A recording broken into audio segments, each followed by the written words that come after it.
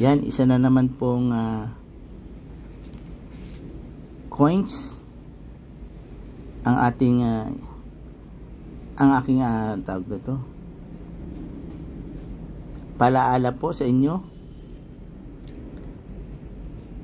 na kung makakatagpo po tayo ng ganitong coins, pwede pong mabili sa atin yan sa halagang 1,500 hanggang 2,500. Ganyan ang kondisyon. Ito po kahit anong taon po, ganito po ang kondisyon po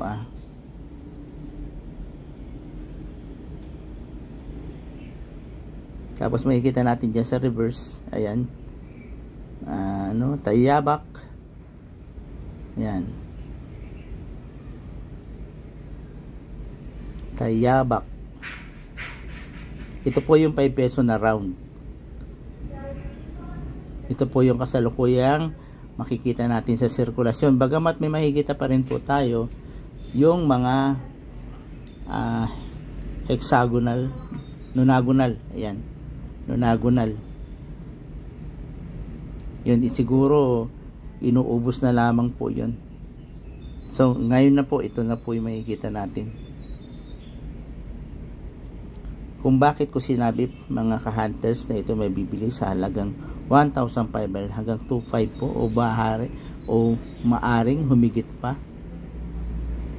Ito po kasi ay ngayon ay palagay ko rare na po ito. Bihira na po makakita ngayon sa sirkulasyon. Kaya kung makakatagpo po kayo, ingatan nyo po yung mga barya nyong hawak. Ito po ay isang uri ng error na kung tawagin po ay rotational error.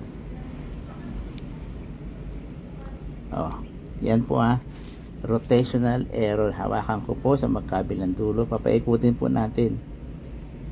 Yan po,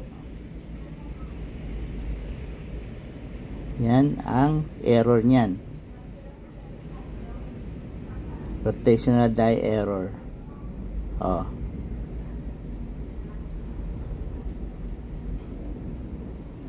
Ayan po ang pagkaka-error. Kaya yan, kung sakasakali makakita po kayo, itabi nyo po at mapagkakapirahan po natin yan.